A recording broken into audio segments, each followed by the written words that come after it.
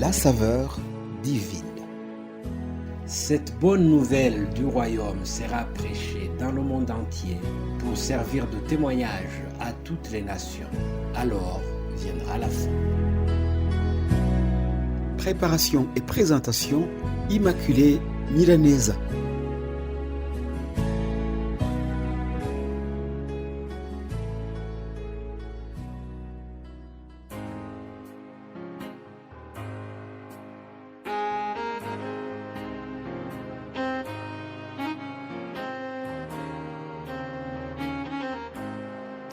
Shalom, shalom, très chers amis qui suivent cette émission Saveur divine.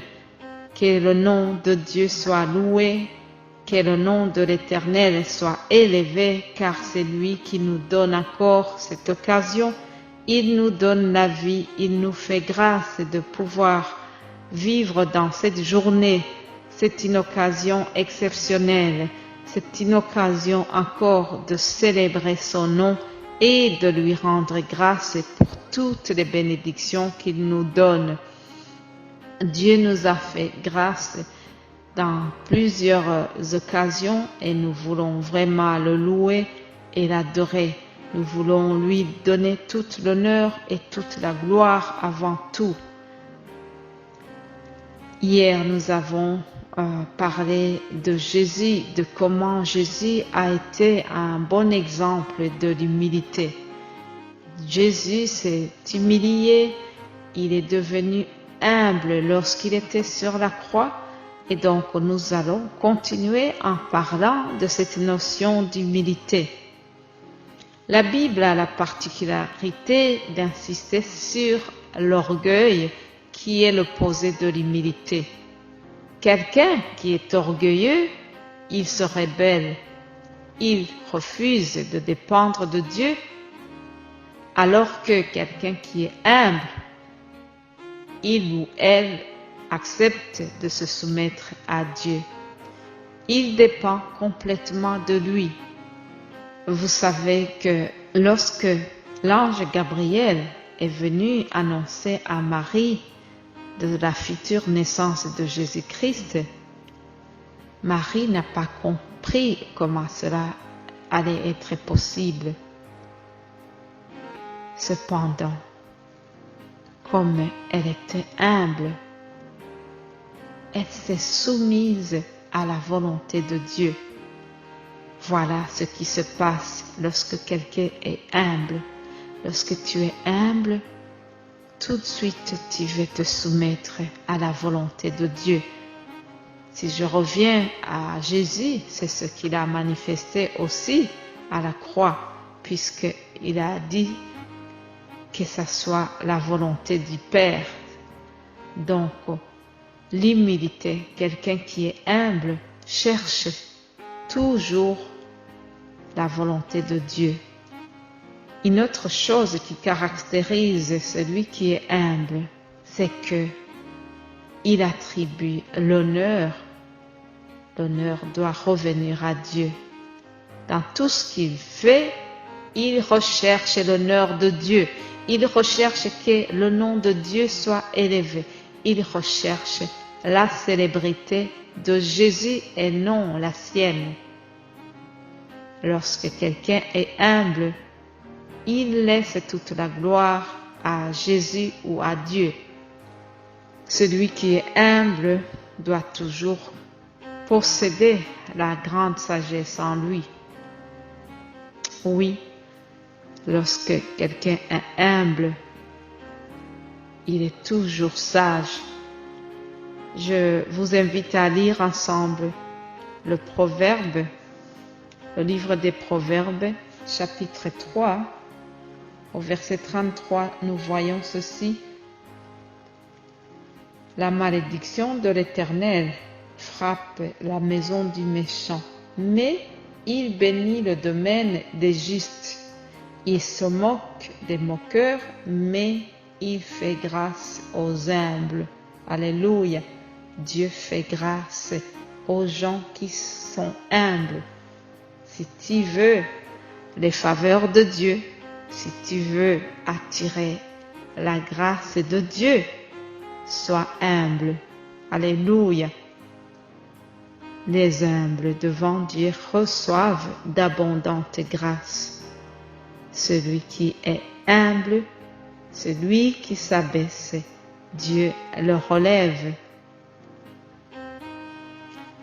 Aussi, je constate que quelqu'un qui est humble, Dieu vient l'assister.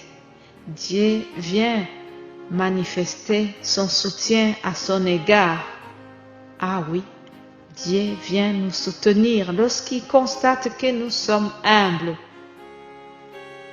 Lisons le psaume 18 au verset 36. Il est écrit ceci. Tu me donnes le bouclier de ton salut. Ta main droite me soutient et je deviens grand par ta bonté. Alléluia. Tu élargis le chemin sous mes pas et mes pieds ne trébuchent pas. Alléluia. Mes pieds ne trébuchent pas. Voilà l'héritage des gens qui sont humbles. Dieu vient les assister. Vous savez, dans l'Ancien Testament, chaque fois que cette qualité d'humilité apparaît, elle est célébrée et la bénédiction de Dieu est déversée sur des gens qui sont humbles. C'est ce qui s'est passé pour notre cher ami Moïse lorsqu'il conduisait le peuple. Oui, Moïse a manifesté beaucoup d'humilité alors que le peuple lui faisait vraiment beaucoup de reproches. Le peuple n'a pas été facile à l'égard de Moïse, mais il a gardé l'humilité. Et puisque Moïse avait gardé son humilité et qu'il est resté sage, Dieu est venu l'assister. Dieu a montré qu'il était de son côté. Alléluia. Dieu déteste des gens qui ne sont pas humbles. Dieu déteste les orgueilleux. Le roi Nebuchadnezzar, j'y arriverai, ce roi a manifesté beaucoup d'orgueil et Dieu ne l'a pas apprécié du tout. Chers amis, ne prenez pas de mauvais exemples, mais gardons les bons exemples qui ont manifesté beaucoup d'humilité. Faisons comme Jésus qui a été humble. Soyons comme Daniel qui est resté humble, qui a refusé d'obéir aux hommes, qui a choisi d'obéir à Dieu plutôt que d'obéir aux hommes. Oui, le roi Nebuchadnezzar aurait dû apprendre sur Daniel. Il aurait dû suivre l'humilité de Daniel. Ah oui. Chers amis, gardons à l'esprit que nous devons être humbles, comme Jésus, comme Moïse, comme Daniel et tous ces autres personnages bibliques qui nous ont donné des bons exemples dans l'humilité. Soyez bénis et je vous retrouve demain pour continuer nos méditations. Passez une excellente journée. Amen.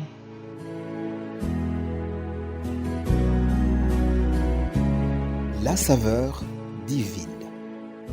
Cette bonne nouvelle du royaume sera prêchée dans le monde entier pour servir de témoignage à toutes les nations. Alors viendra la fin.